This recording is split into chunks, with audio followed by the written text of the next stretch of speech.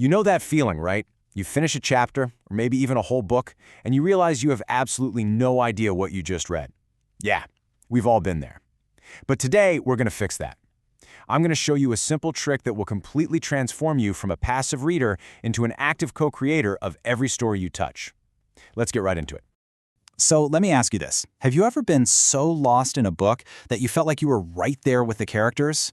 Or maybe you read a sentence that just hit so close to home, it felt like the author was reading your mind. Well, that's the magic we're talking about today. Look, most of us read on autopilot. We let the words just kind of wash over us, and we let the author do all the heavy lifting. That's passive reading. But what if I told you there's a much better way, a way to become a partner, a co-author of every single story you read? That, my friends, is active reading, and it's a total game changer. I love this quote because it just says it all. You're not just reading a story, you're actively creating it. At least half of what makes that story great is happening right up here, inside your own head. So how do we unlock that creative power? Well, let's find out.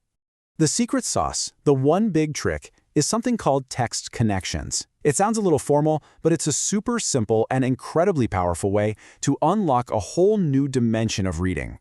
So what exactly are these text connections? Honestly, just think of them as bridges. You're building little bridges between the book you're reading and all the stuff you already know, your own life, your favorite movies, even what's happening in the world. And it turns out there are three main types of these connections you can make: text to self, text to text, and text to world. Let's break them down one by one. First up, we've got the text-to-self connection. This is where you see yourself in the story. It's the most personal, and frankly, it's often the most powerful connection you can possibly make. And this one question, this is everything. You just ask, if this was happening to me right now, how would I feel? Asking that simple question is like stepping directly into the character's shoes. All of a sudden, the story isn't just happening to them, it's happening to you.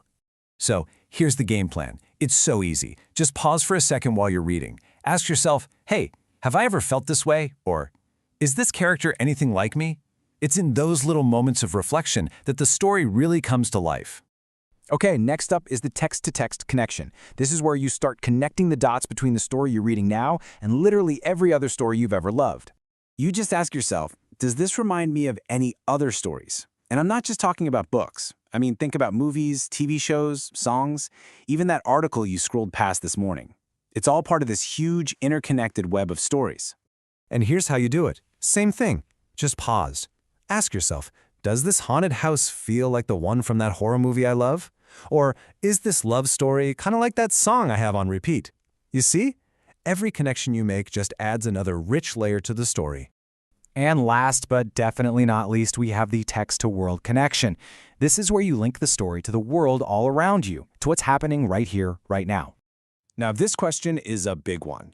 Do I know anyone in real life who would actually think and act like this? This question is a total game changer, because it turns every character into a little case study of human nature. You know the drill by now. Pause. Think about what's in the news, or something from history, or even something that just happened in your neighborhood. And don't just look for similarities. Ask yourself, what's different? That's often where the really interesting insights are hiding. So there you have it, the three connections. Now for the really big question. Why does this all matter? What's the payoff for all this pausing and questioning? Well, here's why this changes absolutely everything. You're not just reading words on a page anymore. You're actually living the story.